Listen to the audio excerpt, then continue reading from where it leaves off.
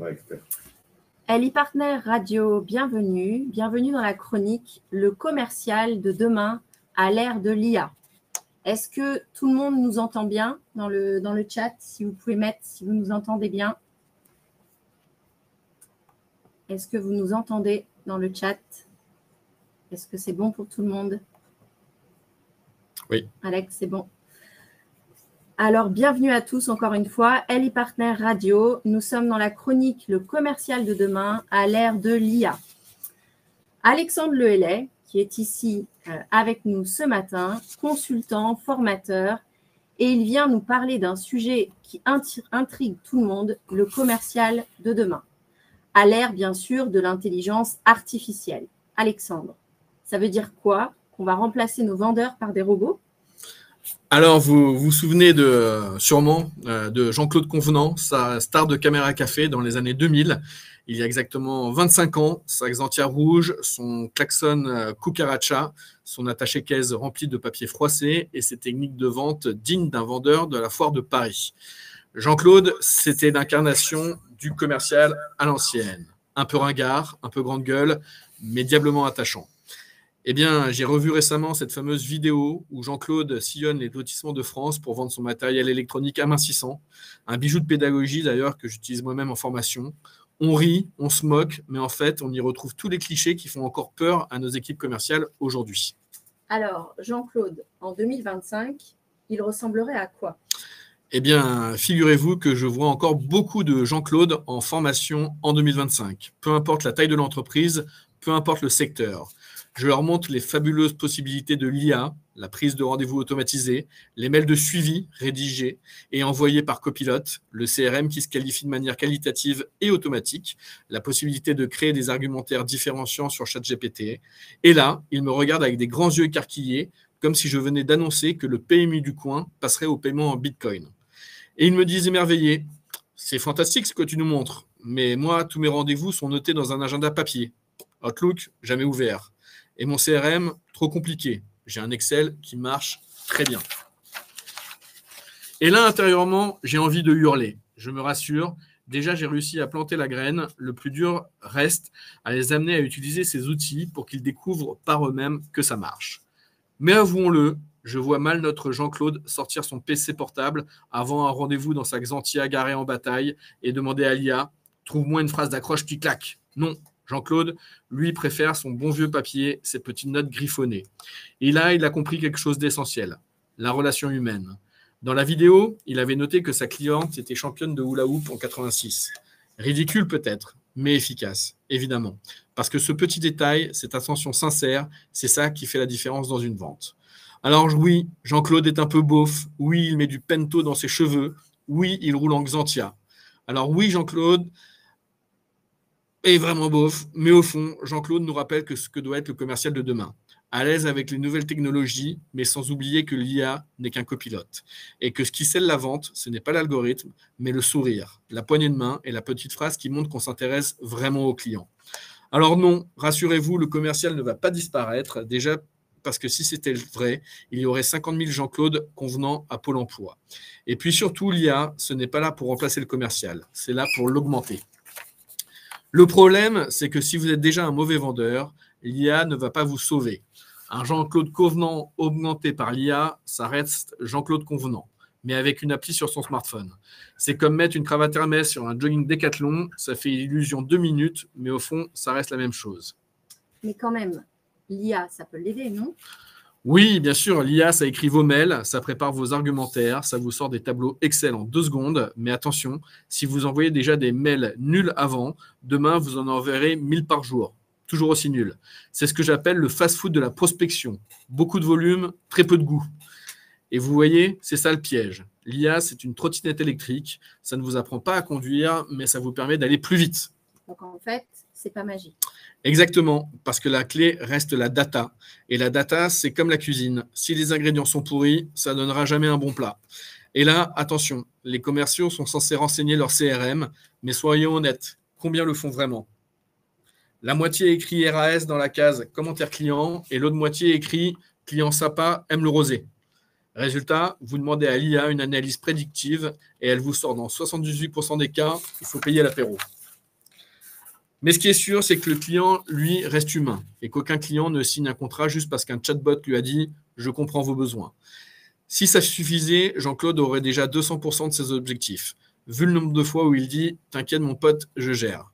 La vérité, c'est que demain, il y aura 2 catégories de commerciaux. Ceux qui utiliseront l'IA pour se libérer du temps, aller voir leurs clients, créer du lien, raconter des blagues nulles autour d'un café, et ceux qui resteront coincés dans leur open space à discuter avec leur CRM. Un peu comme Jean-Claude qui parle à sa machine à café comme si c'était un client fidèle.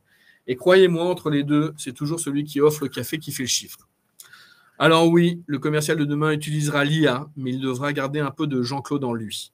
De l'écoute, de l'authenticité et la capacité de faire passer une émotion. Parce que le jour où l'IA saura dire à un client, on signe le contrat et après je vous emmène au Bakumba, là oui, on pourra s'inquiéter pour notre job. Merci Alexandre. On retiendra que l'IA ne remplacera pas le commercial, mais qu'elle fera gagner du temps. Comment peut-on aller plus loin? On a envie d'en savoir plus. Alors Alexandre. Bah écoutez, c'est ce que je vous propose à travers une conversation animée avec des questions de Franck pour aller un peu plus loin sur le sujet de l'IA avec les commerciaux. Moi, ce que je vous invite à faire, c'est sur le chat, n'hésitez pas à vous présenter, à nous donner votre secteur d'activité. Et puis aujourd'hui, justement, si vous rencontrez des problématiques qui sont liées au sujet, si vous souhaitez qu'on échange sur certains points, n'hésitez pas à nous mettre tout ça en page sur le chat.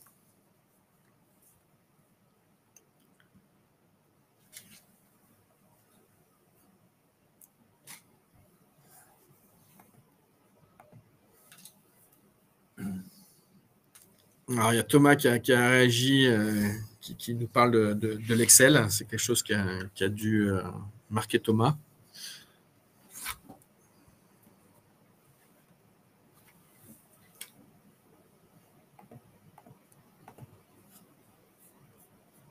Bah, moi, la question que je me pose, Alexandre, c'est, oh, il est marrant ton speech, mais est-ce que c'est valable en B2C comme en B2B? Et est-ce que c'est valable si le commercial il a 18 ans ou 58? C'est une bonne question. Alors, il y a 2 questions en une. Déjà, le secteur d'activité, B2C, B2B, et on va parler de commercial senior, expert, et commercial junior. Alors, c'est 2 questions extrêmement intéressantes. Je vais répondre à la première question. B2C, B2B. Alors, il y a des différences de fond et de forme. À savoir qu'aujourd'hui, un commercial B2B, l'IA, on va dire, fait un peu plus partie de son quotidien. Parce que en B2B, on est un peu plus habitué à utiliser des suites informatiques, des logiciels internes à l'entreprise, des CRM assez puissants. Et effectivement, quand j'ai pu former des commerciaux B2B à l'IA, on va dire que la mayonnaise prend beaucoup plus rapidement, qu'ils soient experts du sujet ou pas du tout. C'est ça qui est intéressant, c'est-à-dire qu'en B2B et en B2C, on va retrouver un peu le même schéma sur des commerciaux qui sont à la fois experts et d'autres qui ne sont pas du tout experts. Mais en tout cas, la mayonnaise prend un peu plus vite en B2B parce qu'ils arrivent plus à comprendre l'intérêt de l'IA par rapport au nombre de data qu'ils ont à gérer au quotidien, le nombre de reporting qu'ils ont à faire à leur chef de vente. Donc ça, c'est pour la première question. Ça intéresse les deux, B2C, B2B. On va dire que les choses se mettent plus rapidement en place sur des commerciaux dans un secteur B2B. Maintenant, tu me poses la question, Franck, sur commerciaux juniors, commerciaux seniors. Alors là encore, je ne veux pas faire de grandes généralités. On va dire, c'est un peu quand on parle des générations, génération X, génération Y, on va dire qu'il n'y a pas vraiment un âge, c'est plutôt un état d'esprit, un comportement. Il y a des commerciaux seniors qui adorent les nouvelles technologies, il y a des commerciaux juniors qui ont un peu plus de mal. Mais en tout cas, une chose est certaine, et ça j'ai pu le constater sur le terrain chez nos clients, les populations jeunes qui arrivent aujourd'hui sur le marché de l'emploi, qui ont 22, 23, 24 ans, ça fait 3 ans qu'elles utilisent l'IA au quotidien dans leurs études. Et ça crée une réelle différence parce que nous, quand on arrive sur des sessions de formation en essayant d'acculturer les populations commerciales à l'IA, on va avoir des seniors qui parfois découvrent, qui parfois améliorent leurs pratiques, et puis on a des très très jeunes pour qui l'IA n'est même pas un problème parce que ça fait partie de leur quotidien. C'est un peu comme nous quand on utilise, j'ai envie de dire, un logiciel depuis des années. C'est le cas pour les jeunes commerciaux qui arrivent en entreprise. Donc pour eux, le challenge, c'est pas plutôt leur expliquer le bien fondé de l'IA et comment ça fonctionne, mais c'est plutôt leur apporter des réponses claires sur comment ça peut être appliqué à leur fonction commerciale au quotidien dans leur entreprise. C'est ça qui fait la différence. D'accord. Je ne sais pas si j'ai répondu à ta question, Franck. Bon, en tout cas, il y a des fans d'Excel, je vois. Est-ce que l'IA et l'Excel, c'est complémentaire ou c'est concurrent? IA et Excel. Ouais, on parle d'Excel, là, donc je dis, tiens, est-ce qu'il y a un lien entre les deux? IA et Excel. Alors, Ou est-ce que c'est Excel et CRM qui sont concurrents? Alors, non, il n'y a pas de concurrence avec l'IA, que ce soit pour Excel ou pour un CRM. On va plutôt parler de complémentarité. Aujourd'hui, alors, je vais aborder ta question, elle est un peu piège parce que je me dois d'aborder un sujet important. Quand on parle d'IA, très souvent, je mets sur le sujet dès le début la question de la confidentialité des données. Ça dépend si on est en B2C ou en B2B, ça dépend si on est soumis aux lois de la CNIL et à la RGPD. Certaines IA sont pas du tout RGPD, d'autres le sont un peu plus. Je pense à Mistral, je pense à Copilot, même si encore la frontière est pas encore extrêmement claire de nos jours. Donc, première information que je te donne, Franck, par rapport à ta question, attention à l'information, à la data qu'on va projeter, qu'on va donner à l'IA. Il y a certaines entreprises qui sont très structurées, des grosses entreprises qui ont un système d'IA fermé au sein de leur entreprise, c'est-à-dire qu'ils bénéficient de l'algorithme de l'IA, mais celui-ci n'est pas en lien avec le réseau, donc pour éviter maximum la fuite de données clients et pour toujours être compliant avec la RGPD. Maintenant, si je reviens à ta question, encore une fois, il y avait 2 questions. Il y avait IA et Excel et IA et CRM. Oui, évidemment, il n'y a pas de concurrence, c'est de la complémentarité. C'est-à-dire qu'aujourd'hui, on peut utiliser l'IA avec un Excel de plein de façons possibles.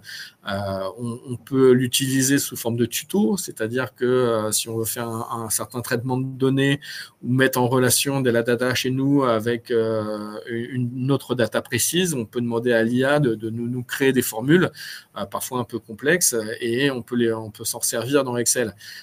On peut aussi faire du classement de données avec l'IA et Excel, c'est-à-dire qu'aujourd'hui, les entreprises, parfois, elles ont des CRM qui leur permettent de faire des extractions Excel.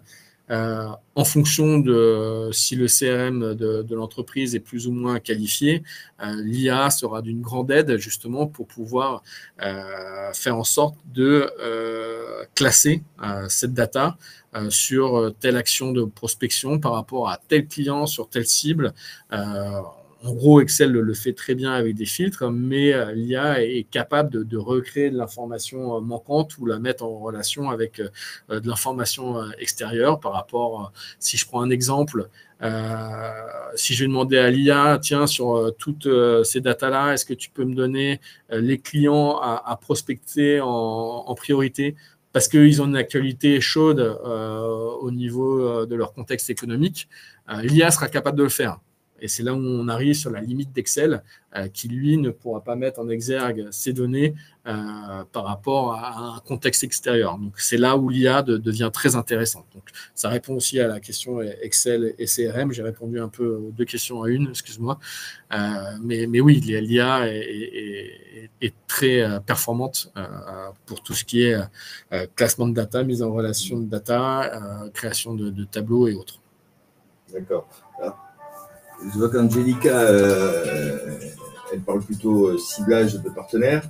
Donc, si finalement on se remet sur les étapes de la vente, est-ce que l'IA est assez efficace pour trouver des prospects? Et en fait, est-ce qu'il faut une technique particulière pour affiner? Ou est-ce que n'importe quel néophyte peut taper « je cherche des prospects en partenaire financier » et l'IA nous donne la réponse? Ou est-ce qu'il y a une expertise à avoir sur l'IA pour avoir une finalité? Très bonne question. Très bonne question. La première réponse, ça va être oui. C'est-à-dire que l'IA va permettre à des néophytes de trouver de l'information. Je vais aller plus loin dans la question. Est-ce que c'est suffisant? Non. Et c'est là où tu as intérêt de former les commerciaux à l'IA. C'est-à-dire que l'IA, elle va vous donner un premier résultat. Et le fonctionnement de l'IA, il faut le comprendre au quotidien. C'est-à-dire que l'IA, ça se challenge. On ne pose pas juste une question à l'IA. C'est-à-dire qu'on va poser la question à l'IA, on va essayer de comprendre la réponse, on va essayer d'affiner la réponse de l'IA. Et ce que je dis toujours aux participants aux formations, c'est que finalement, il n'y a pas de mauvaise réponse de l'IA, parce que l'IA, c'est pas une intelligence artificielle en soi comme on l'entend, c'est un algorithme, et que la réponse qui va donner, ça va être en fonction de la réponse, la question que l'on pose. Et plus la question est pointue, plus elle est détaillée, ce qu'on appelle un prompt, finalement, plus la réponse de l'IA va être efficace. Et ça s'apprend. On peut penser qu'on sait servir l'IA très rapidement, mais c'est pas vrai. C'est quelque chose qui s'apprend, et aussi pour que plus on veut des réponses précises et efficaces par l'IA, plus on doit donner de data. Et ça, justement, on a tendance à l'oublier quand on est utilisateur au quotidien. C'est-à-dire que si, par exemple, je cherche de nouveaux prospects, il faut peut-être que je donne de la data à l'IA sur mon entreprise, sur le secteur, sur la zone géographique que je cherche. On va peut-être demander à l'IA d'aller chercher certaines sources très précises pour éviter ce qu'on appelle soit des hallucinations de l'IA ou alors des mauvaises réponses. On peut appeler ça des faux positifs ou autres. Et il faut être extrêmement précis sur les sources sur lesquelles on va demander à l'IA de travailler. Donc voilà, une question à l'IA, c'est pas simplement sujet, verbe, complément avec une question à la fin. C'est, on va dire, pour simplifier, c'est tout un paragraphe où on va redonner un contexte, on va faire plusieurs demandes dans une seule et même prompt, on va poser plusieurs questions, on va indiquer des sources sur lesquelles on doit aller chercher, etc., etc. Donc ça demande une gymnastique d'esprit qui s'acquiert, et il faut savoir monter justement les commerciaux en compétences là-dessus. Alors justement, je sais que tu as fait des formations sur la prospection en IA. C'est quoi la méthode pédagogique que tu utilises pour justement monter les gens en compétence entre le niveau 0, on va dire, sur lequel ils sont souvent, et leur capacité à affiner, on va dire, parce que si je comprends bien, il faut affiner en fait les prompts. Oui, tout à fait. La meilleure méthode pédagogique, c'est l'expérimentation. C'est-à-dire qu'au-delà de, comme je t'ai expliqué, ce qu'on peut expliquer sur la manière de créer des prompts, de faire des recherches, c'est leur faire travailler eux sur des cas précis. Donc ce qu'on fait nous en formation, quand on a nos participants, on va bien évidemment aller encore plus loin que la formation, c'est-à-dire qu'on va avoir du résultat opérationnel. Si j'ai un commercial de l'automobile en face de moi, on va aller faire, par exemple, tu prenais l'exemple de la prospection, je vais lui faire de la prospection avec l'IA sur sa base de données, sur son CRM, sur son secteur d'activité, sur sa zone géographique. Et concrètement, il peut avoir résultat avec une liste de prospects qui peut appeler dans l'après-midi, le lendemain.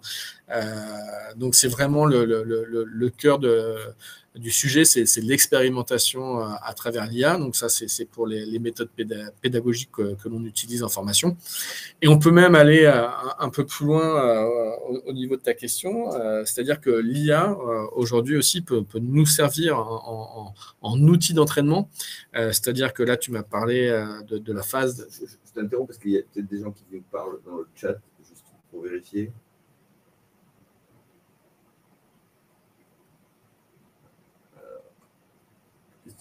Une recherche de compétences marketing spécialisée, marketing vente. Est-ce que aujourd'hui, alors la question c'est aujourd'hui, est-ce que les recruteurs de commerciaux sont sensibles au fait que les commerciaux maîtrisent l'IA, ou c'est pas encore une compétence qui fait partie des prérequis? C'est une excellente question. Alors, j'ai une très bonne personne à côté de moi, puisque j'ai le directeur de notre pôle recrutement à mes côtés. Régis, tu peux peut-être répondre à ma place à la question? Oui, tout à fait.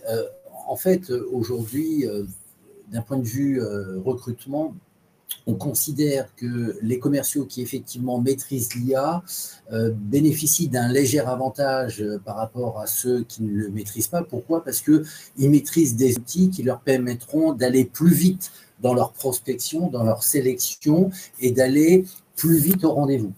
Donc d'être beaucoup plus rapidement opérationnel d'un point de vue prospection et d'un point de vue concrétisation. D'accord ? Ces gens-là, généralement, font preuve de vélocité et de dynamisme que n'ont pas d'autres commerciaux. Donc déjà, à la base, lorsqu'on les rencontre, ça se sent, ça se voit. Ce sont des gens qui sont généralement ouverts beaucoup plus aux nouvelles technologies et donc prêts à prendre des risques. Et généralement, on s'aperçoit aussi que quand on leur demande de décortiquer leurs approches commerciales, on voit une nette différence dans le time to market, c'est-à-dire le temps qu'ils mettent à aller au-devant du marché et de leurs clients par rapport à d'autres qui n'ont pas cette vélocité grâce à l'IA. Ouais, alors je vais faire un complément, même si je ne parle pas du côté recrutement, mais je pense que ça alimente la réflexion. Si je repars sur la partie formation, avec Alexandre, on a fait des opérations sur les commerciaux. Et en fait, nous, on n'est pas sur la formation individuelle. C'est pas le commercial qui vient nous voir en disant « Tiens, je voudrais m'initier à l'IA ». En fait, c'est l'entreprise qui bascule. C'est-à-dire que là, globalement, on a formé 400 commerciaux parce que l'entreprise a basculé en disant « Je veux que tout mon réseau maîtrise, enfin, en tout cas, commence à avoir un niveau 1 ou 2 en IA ». Donc, indirectement, une fois qu'elle a basculé dans ce mode de fonctionnement, je me dis qu'il est probable que ça fasse partie des questions ou des exercices qui soient posés dans les futurs recrutements. Voilà. Donc, le lien qu'on voit, nous, entre les entreprises qui basculent sur « on veut que notre force commerciale maîtrise l'IA », devrait, a priori, avoir des répercussions sur les compétences requises en recrutement. Voilà. Alors, il y a une question d'Angelica. C'est plus une question technique, je vais me permettre d'y répondre. Est-ce qu'on peut, dans un secteur protégé par la propriété intellectuelle, est-ce qu'il n'y a pas un risque de perte de données si on donne trop de sources? Est-ce qu'une fois la conversation terminée, est-ce qu'on peut tout supprimer? Alors non. On ne peut pas tout supprimer une fois la conversation terminée, pour la simple et bonne raison que l'IA se doit aussi, vis-à-vis des gouvernements, de garder un historique. Alors, ça va dépendre en fonction des IA, ça peut être de quelques heures à plusieurs jours et en fonction des pays. Tout simplement pour, si je donne un exemple très concret, mais on sort un peu du sujet, si une personne fait une recherche comment fabriquer une bombe pour créer des attentats, le fournisseur d'IA se doit de pouvoir faire du monitoring sur ce type de questions et de pouvoir fournir des informations aux services spécialisés. Donc oui, il garde dans la base de données un certain nombre d'informations. Comme je disais tout à l'heure, il y a des IA qui sont plus ou moins RGPD et des IA qui sont plus ou moins en phase avec les demandes de la CNIL. Moi, le seul conseil que je peux donner, c'est plus utiliser, si on a ce type de crainte, plus utiliser des IA comme Copilot ou comme Mistral, éviter peut-être des IA américaines ou asiatiques comme ChatGPT ou DeepSeek. Voilà les éléments de réponse que je peux donner. Donc, je clôt la parenthèse. Oui, pour réagir sur ce que dit Thomas, bon, si j'accepte, je dirais, un milieu peut-être ultra IT ou ultra start-up, les compétences de prompting, pour les valider, il faut que la personne en face, elle les connaisse ou elle maîtrise. Aujourd'hui, on parle des commerciaux, ils maîtrisent beaucoup plus que leur manager ou qu'un DRH. Donc, ils n'iront jamais sur ce terrain. Donc, ça va être peut-être une question générique, mais pour l'instant, ils ne vont pas les challenger. Voilà. Et c'est une question qui est drôle parce que finalement, notre client, on lui a dit, mais vos commerciaux là, qu'on vient de former, comment ils vont être managés par l'IA? Et là, il était bien embêté. Et donc, il se pose la question de savoir si finalement, il ne va pas leur faire une formation à l'IA parce que finalement, les managers étant un petit peu plus, on va dire, en retrait des clients, en fait, ils en voient encore moins, enfin, ils en voient moins l'intérêt à court terme. Sauf que pour manager des compétences, il faut les maîtriser au minimum. Voilà. Donc, le jour où ils les maîtriseront, peut-être qu'effectivement, dans le recrutement, le prompting ira un peu plus loin parce que la personne en face posera des questions, je dirais, un peu techniques.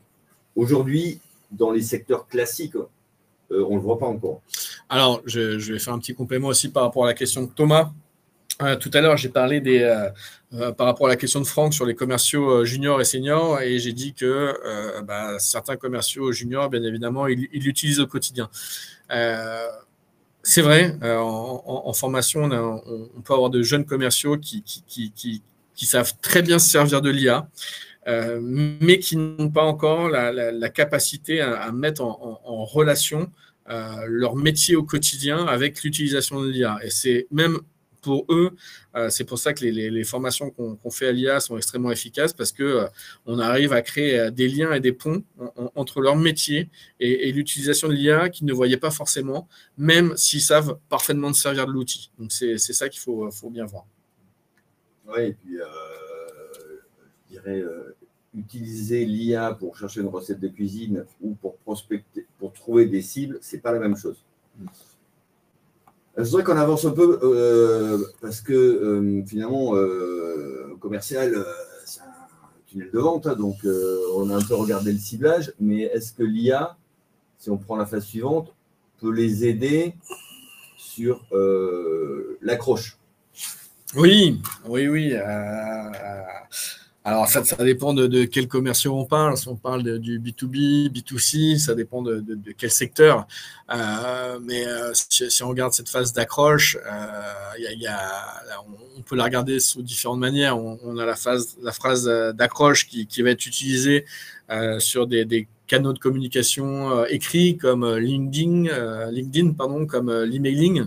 Le call d'emailing, et puis on a aussi la phrase d'accroche, je vais dire chaude, qu'on va utiliser à l'oral en prospection téléphonique. Donc là aussi, on fait bien une différence entre les deux. Alors oui, c'est bien sûr que l'IA peut aider à faire ces phrases d'accroche, surtout quand on a un commercial à affaire à plusieurs secteurs. Je pense à une expérience qu'on a eue avec une formation d'une entreprise client qui est dans le secteur du BTP. Les commerciaux, qui sont des commerciaux B2B, ont affaire parfois à des bureaux d'études, à des architectes, à des directeurs techniques, à des appels d'offres publics, etc. Tout un portefeuille client bien différent. Effectivement, l'IA peut être très utile pour pouvoir faire de bonnes phrases d'accroche en fonction du secteur de l'entreprise de la personne. Je reprends la petite chronique de tout à l'heure avec l'exemple avec Jean-Claude Convenant. Oui, l'IA peut aider, mais encore une fois, l'IA ne s'oppose pas au commercial et que la phrase d'accroche, si le commercial met sa touche dessus, ça sera encore plus efficace. Aujourd'hui, la problématique, si je prends l'exemple du cold mailing, qui aujourd'hui n'a pas une dizaine de messages journaliers dans sa boîte mail en spam avec des entreprises qui ont recours alors ça fonctionne parfois ça fonctionne pas, mais attention au côté un peu vu et revu. Si on retourne 2 ans en arrière, effectivement on recevait ce genre de mail avec des phrases d'accroche bien faites, etc. C'était quelque chose de nouveau, on était peut-être plus sensible. Aujourd'hui, encore une fois, attention au côté volume, masse, est-ce qu'on n'est pas en train de... Je vais aller au-delà de la question de l'IA, et là je vais sur des questions commerciales. Est-ce qu'on n'est pas en train de revenir finalement à des moyens de communication un peu plus traditionnels quand on parle prospection ? Parce qu'aujourd'hui, le marché est complètement saturé que ce soit par LinkedIn ou par emailing. Et est-ce que finalement, le bon vieux téléphone n'est pas aujourd'hui le meilleur outil allié pour le commercial qui souhaite développer son réseau? Alors, je n'ai pas la réponse, mais je pose la question.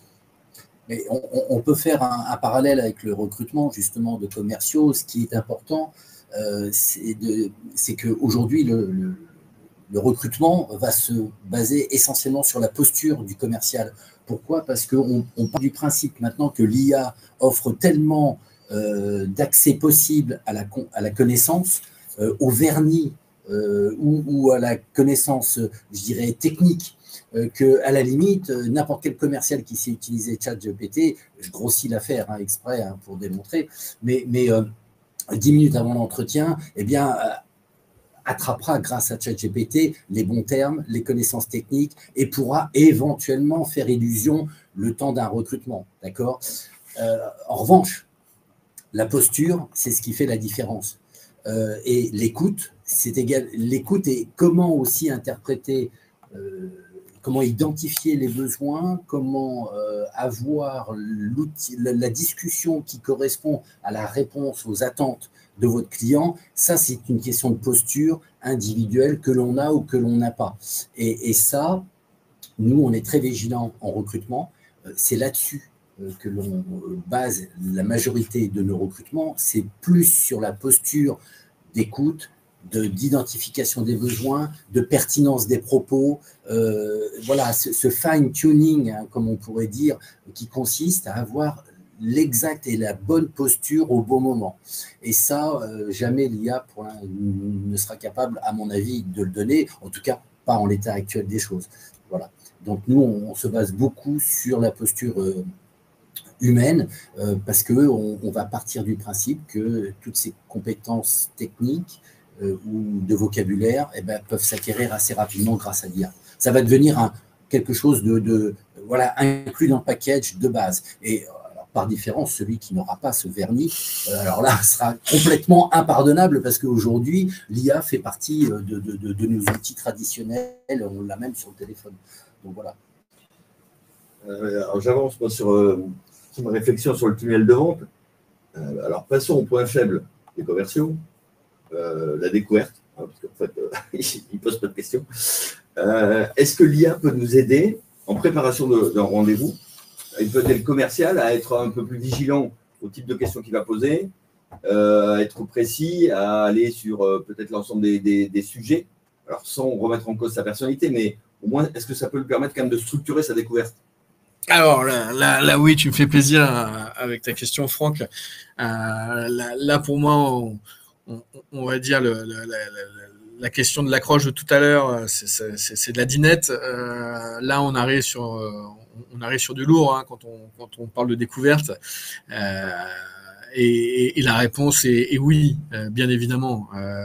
Et pour moi, c'est le nerf de la guerre, c'est-à-dire que l'IA a cette capacité-là, comme j'expliquais tout à l'heure, à créer des ponts entre les métiers, entre les secteurs, et que même sur des commerciaux, alors pour remettre un peu de contexte et de cadre, on utilise beaucoup je ne sais pas si vous connaissez, pour nos auditeurs, la méthode du spin selling en vente, et notamment au niveau des questions. C'est une technique de vente assez poussée qui nécessite un peu d'expérience, de connaissances et surtout de compréhension de processus, parce qu'il y a une articulation très importante dans ces questions-là, et que même en reformant les commerciaux, le spin, ça reste toujours quelque chose d'assez compliqué à réaliser en vente.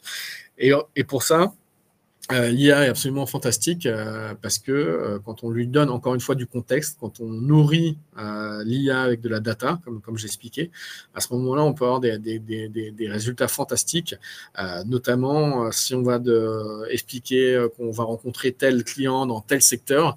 Je peux dire, tiens, je suis commercial dans l'armement, dans l'industrie de l'armement, je vais rencontrer tel représentant de tel pays, est-ce que tu peux me faire un spin?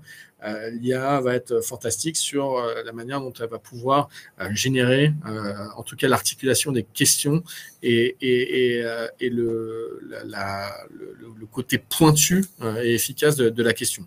J'ai parlé de l'armement, je pourrais très bien dire n'importe quel secteur, l'automobile. Nous avons une personne qui est dans le secteur de la menuiserie, l'ameublement.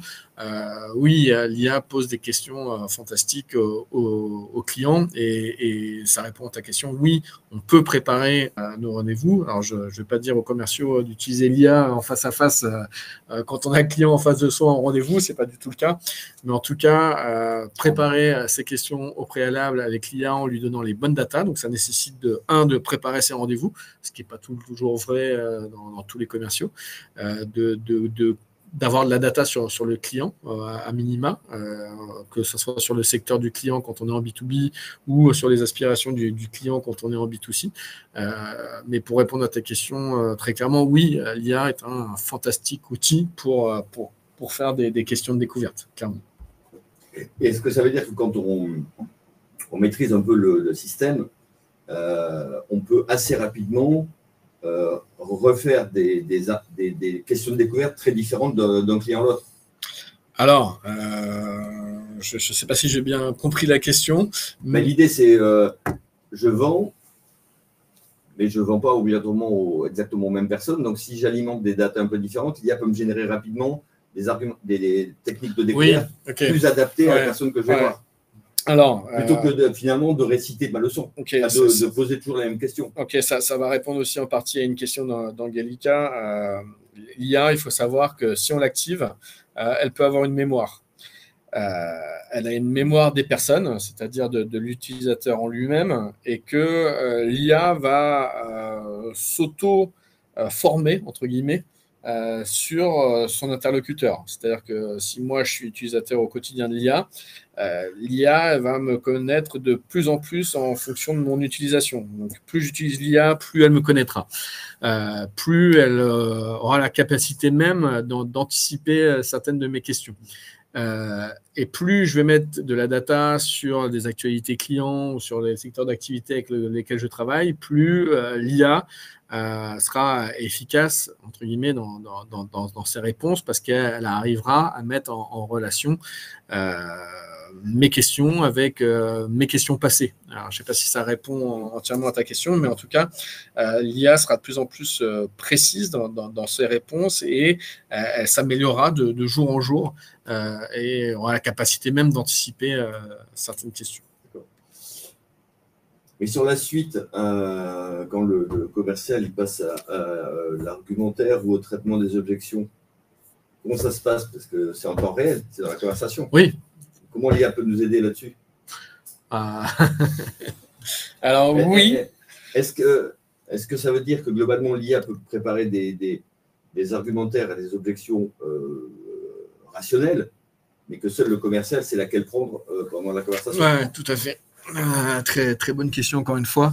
Là, je me permets de faire le distinguo entre la partie argumentaire et la partie traitement des objections.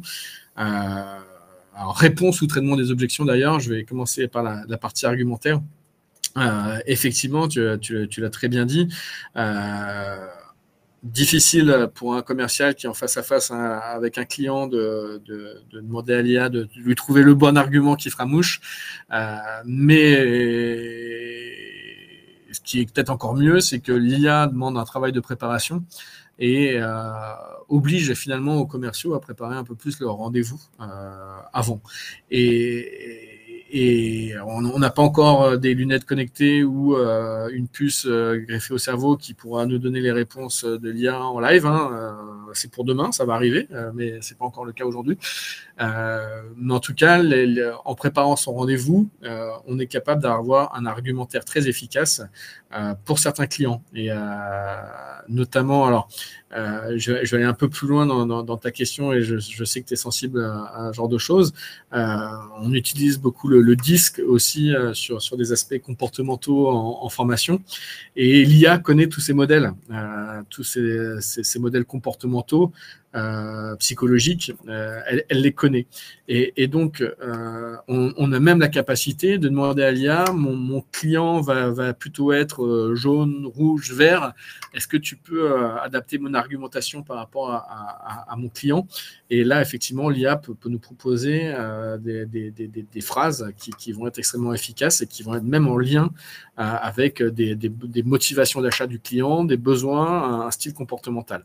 Donc ça, c'est pour la partie argumentaire. Et elle pourra même, je vais aller au-delà, dans des secteurs un peu plus poussés ou un peu plus en B2B. Mais ce qui est aussi vrai pour le B2C, c'est désolé, je ne veux pas faire de généralité, mais je ne veux pas surtout dire qu'il y a un secteur qui est mieux que l'autre. L'IA a la capacité de vous donner un benchmark sur vos concurrents. Elle sera en capacité de dire vous êtes commercial dans l'automobile de telle marque, elle sera capable de vous dire attention, telle autre marque concurrente a ça comme valeur ajoutée par rapport à vous. Et donc, vous pourrez adapter votre argumentaire aussi par rapport à la concurrence. Alors, le commercial est censé avoir la capacité de le faire tout seul, mais le commercial, aujourd'hui, il est limité comme n'importe qui. Il ne peut pas connaître toutes les offres de tous les concurrents, c'est strictement impossible. C'est-à-dire qu'en fonction de son portefeuille produit, son mix produit, il a peut-être déjà beaucoup de choses à comprendre en interne. C'est difficile parfois pour le commercial de connaître ce que fait la concurrence. Et en ça, l'IA peut être un fantastique tremplin ou en tout cas un gain de productivité extrêmement fort pour aller chercher l'information. Donc ça répond à la première partie sur l'argumentation. Sur la deuxième question, par rapport aux objections, alors ce qu'on explique en vente, il y a deux manières de se comporter par rapport à des objections. Il y a la capacité de traiter l'objection, c'est-à-dire utiliser des techniques de vente qui permettent parce que souvent ces objections-là, elles sont faites d'un point de vue émotionnel de la part du client, donc un bon commercial va avoir la capacité à déjouer ce système, cette systémique intellectuelle qui s'est faite chez le client. Ça, c'est pour la partie traitement de l'objection. Donc, j'ai envie de dire l'IA là-dessus. Aujourd'hui, elle n'est pas capable de dire quoi que ce soit. Ça, c'est la capacité, c'est le bagou du commercial.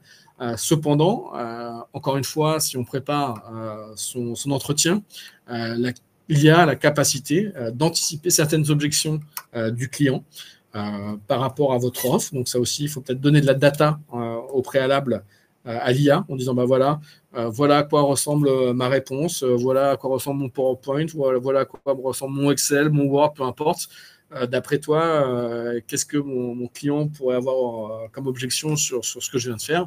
Et là, l'IA a une capacité d'anticiper. Alors, chaque personne est humaine, hein, c'est pas dit que 100% ça matchera, mais en tout cas, on est en capacité de demander à l'IA de potentielles objections de la part du client et aussi, bien sûr, la réponse qui permet de répondre à cette objection s'il s'agit d'une vraie objection, si on n'est pas sur l'objection émotionnelle.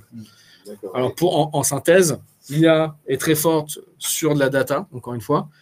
L'IA est moins forte sur un bagou commercial. D'accord.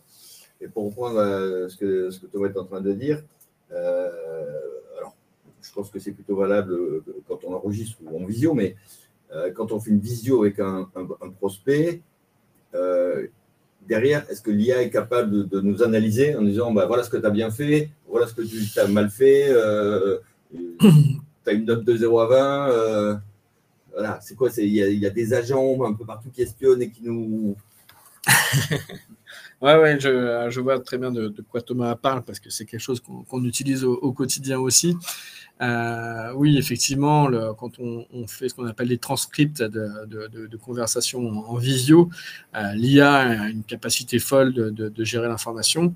Encore une fois, il y a ce que fait l'IA, ça va être très bien, mais il y avait ce que le commercial va en faire, c'en est une autre. Et ce que le commercial est capable de demander et de ne pas tomber dans un quotidien. En gros, il y a un compte-rendu qui est fait par l'IA, personne ne l'ouvre, personne ne le regarde, mais on sait qu'il est là, c'est rassurant. Encore une fois, ce transcript de réunion, on peut l'utiliser de plein de manières possibles. On peut s'en servir en matériel brut, en termes de data, pour alimenter un CRM, par exemple. On peut l'utiliser en data pour préparer le futur entretien, mais on peut aussi l'utiliser, comme dit Thomas, sur soi, sur la possibilité d'avoir un feedback de l'IA sur notre prestation. Mais c'est des choses qu'il faut demander à l'IA, ça prend du temps. C'est pas automatique, c'est pas magique. Il faut savoir poser les bonnes questions à l'IA et puis surtout, il faut être en capacité de recevoir ce feedback et puis après de s'auto-améliorer dessus. Mais oui, on a la capacité de faire plein de choses par rapport à ces rendez-vous. Alors, j'ai fait le premier rendez-vous. Donc, j'ai mon transcript. Voilà. J'ai mes choses.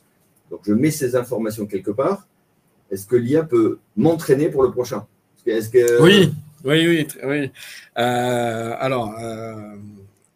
qu'elle peut jouer le rôle d'un faux client? Oui. Alors, certaines IA, pas toutes, je ne veux pas faire de la pub pour telle entreprise ou telle entreprise, mais aujourd'hui, ChatGPT a la capacité, alors d'autres l'ont, hein, je pense à Gemini ou autre, mais GPT a la capacité, de manière extrêmement fluide, de faire de l'IA conversationnelle. C'est-à-dire qu'en reprenant cette data que tu viens de me citer suite à un rendez-vous, je vais avoir un rendez-vous numéro 2, je peux très bien mettre cette data dans l'IA conversationnelle et lui demander de jouer le rôle de client à l'oral. Et comme elle aura cette data brute en elle, elle va être extrêmement perspicace sur les questions qu'elle peut poser ou sur les réponses qu'elle attend et donner vraiment, comme tu dis, un vrai feedback sur un entretien. Par exemple, je vais prendre un exemple concret. J'ai fait un premier rendez-vous en visio avec un client, j'ai fait la phase de découverte, j'ai fait la phase d'argumentation. Et les informations que j'ai découvertes, je vais les rebasculer. Mon rendez-vous est fini, je vais les rebasculer sur l'IA. Et je vais dire à l'IA, voilà, j'ai un deuxième rendez-vous, je vais devoir conclure la vente avec le client. Est-ce que tu peux m'entraîner en fonction de ce que j'ai découvert au préalable? Et là, l'IA sera tout à fait en capacité et de manière extrêmement fluide de jouer le rôle d'un client comme si je t'avais au téléphone et que je parlais avec mon client. Ça, c'est entièrement faisable. D'accord. Un autre point qui est quand même important pour les commerciaux, c'est il y a plein de tâches chronophages. Est-ce que l'IA peut aider un commercial sur sa productivité, sa gestion du temps, sa gestion de territoire? Bonne question. Ouais, bonne question. C'est-à-dire que là, depuis le début de notre conférence, on a beaucoup parlé de l'IA et le client, mais là, ta question, elle est plus sur l'IA et le commercial en lui-même. Effectivement, oui. L'IA a cette capacité d'organiser les tâches parce que c'est un algorithme, encore une fois, et l'IA, en fonction de un commercial, comme il a besoin de s'organiser, ça dépend si c'est un commercial secteur qui va devoir se déplacer ou un commercial sédentaire qui doit enchaîner différents rendez-vous, peut-être des rendez-vous de présentation, de vente, de découverte, etc. L'IA a vraiment cette capacité à faire de la proposition, d'optimisation C'est comme si on avait un algorithme qui permettait d'économiser tant d'euros sur de la production d'une usine. Là, c'est un peu pareil. On a une IA qui a la capacité à dire à un commercial qu'il doit organiser sa semaine de telle ou telle manière pour gagner maximum en productivité. Alors, je reviens sur un élément qui ne correspond pas à ta question, mais ça me fait penser à ça. Aujourd'hui, nous utilisons dans notre métier l'IA au quotidien. Il ne faut pas penser que l'IA est magique et que ça permet de tout faire. Bien au contraire, ça permet aussi de faire un gain de temps, mais pour aller un peu plus loin dans des recherches. Donc, on compense parfois ce gain de productivité avec l'IA. On compense à aller encore un peu plus loin dans la relation client ou dans la recherche client. Mais on peut estimer, si on parle de ratio, de pourcentage, que l'IA permet un gain de productivité de l'ordre de 30%, on va dire entre 20 et 30% au quotidien. Ouais, après, c'est midi 21, je ne sais pas si on peut... S'il y a encore des questions, on peut peut-être y répondre avec grand plaisir. Mais oui, j'avais une question quand même. Mais notre Jean-Claude National, s'il n'utilise plus l'IA, est-ce qu'il a encore de l'avenir? Jean-Claude Convenant? Ouais. S'il n'utilise plus l'IA aujourd'hui? Non, un commercial qui n'utiliserait pas du tout l'IA. C'est-à-dire qu'en fait, il ne veut pas se rentrer dedans, il ne veut pas s'y mettre, il continue à faire son papier. Est-ce que ce commercial-là peut continuer à exercer son métier sans problème ou à un moment donné, il va y avoir une barrière, quoi? Alors là, je vais te faire une pirouette. Tout va dépendre de la culture d'entreprise dans laquelle il est. Je vais vous donner un exemple concret. On a fait des formations au niveau national pour un constructeur automobile de luxe et celui-ci nous a demandé d'acculturer ses commerciaux à l'IA. C'est-à-dire qu'il n'y a encore aujourd'hui aucune obligation de la part de la maison mère à ce que les commerciaux utilisent au quotidien telle ou telle IA. Et dans les meilleurs commerciaux que j'ai pu rencontrer dans la marque, c'est peut-être ceux qui travaillaient encore à l'ancienne, un peu à la Jean-Claude Convenant. C'est-à-dire qu'ils ont leur agenda papier, ils ont leurs clients qu'ils connaissent sur le bout des doigts, ils ont une relation limite amicale avec les clients, ils ont un lien affectif et c'est les meilleurs commerciaux qu'on peut trouver dans la marque. Si demain, la marque, pour X raisons, demande plus de data de la part de ses commerciaux, leur demande plus de feedback, leur demande plus d'organisation, plus de productivité, etc. Oui, effectivement, ces commerciaux-là, demain, je ne suis pas sûr qu'ils fassent le coche, en tout cas pour suivre les demandes de l'entreprise mère, et ça peut être un risque. Et alors, je m'amusais avec ces commerciaux en disant, OK, très bien, comme tu dis, tu es encore en agenda papier et que tu ouvres aucun PC devant toi par rapport à tes petits copains qui font des TCO, des total cost of ownership sur l'IA. Il y a une grande différence. Je dis attention, tes clients, ils sont aujourd'hui assez âgés. L'IA aussi permet de s'adapter à ses clients de demain. C'est-à-dire que les clients, eux aussi, évoluent comme les commerciaux et que ces commerciaux aujourd'hui qui utilisent zéro IA, je ne suis pas sûr que dans 3, 4, 5 ans, ils tiennent encore à la route. D'accord. Mais ce que je comprends, c'est qu'aujourd'hui, imaginons qu'on veuille faire une formation, utiliser l'IA pour son efficacité commerciale. Aujourd'hui, ce que je comprends, c'est que c'est plus les commerciaux que j'appellerais moyens qui vont gagner. Parce que les bons, ils ont leur réseau. Non, ça, justement, c'était peut-être des craintes infondées qu'on pouvait avoir au début. Et les retours sont dithyrambiques, peu importe le niveau, entre guillemets, du commercial.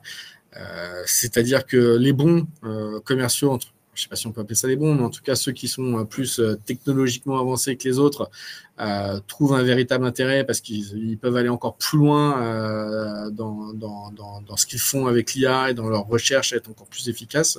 Et j'ai envie de dire, les moins à l'aise découvrent et aussi, alors, le gap, oui, il est peut-être très fort entre ceux qui ne connaissaient rien avant et ceux qui se mettent à l'utiliser après une formation, mais ce n'est pas pour autant que des bons commerciaux qui utilisent des outils ne trouvent pas leur intérêt à avoir ces formations parce qu'ils peuvent aller plus loin et être plus efficaces dans leur utilisation de l'IA au quotidien. Ok, très bien.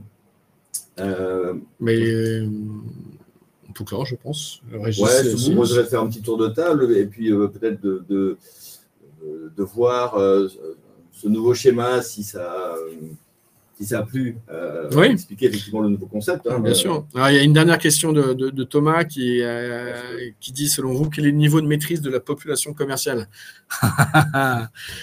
C'est une excellente question. Alors, 100% si on se fixe à LinkedIn, mais LinkedIn ne représente personne sur le marché. Donc, la réponse elle sera différente avec nos clients. Oui, j'ai envie de dire, ça va dépendre des secteurs, ça va dépendre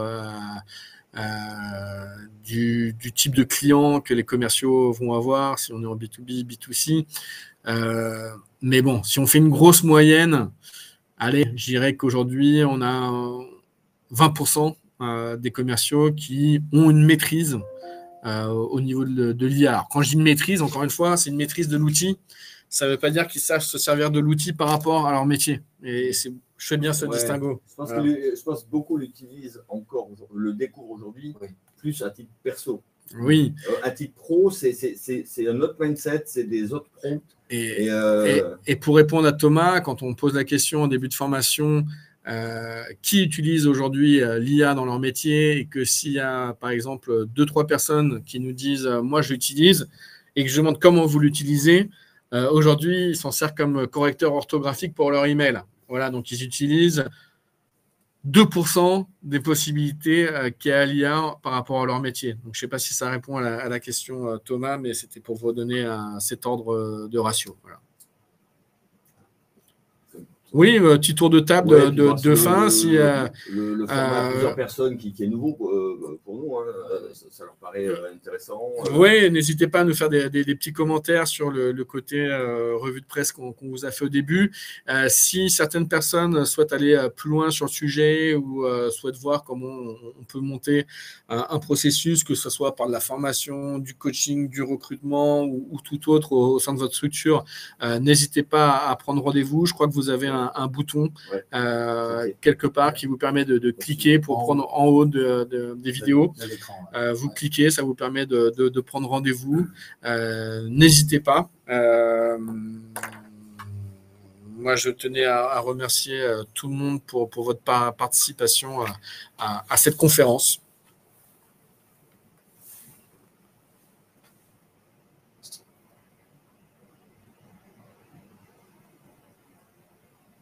Ah oui, alors je rebondis à ce que dit Yves, est très dans le technique, mais oui, je suis entièrement d'accord, Yves.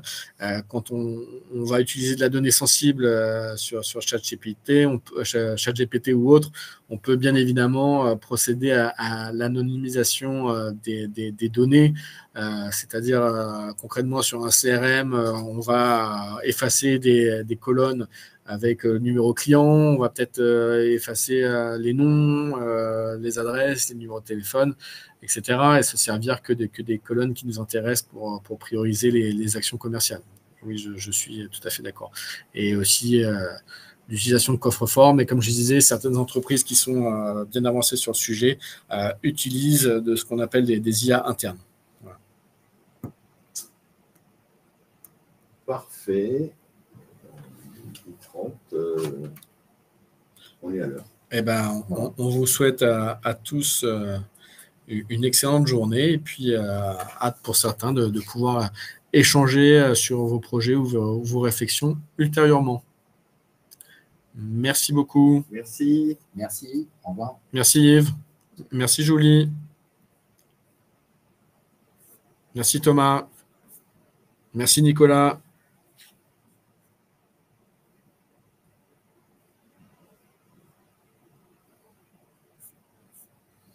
Merci Patricia. Bonne journée. Au revoir.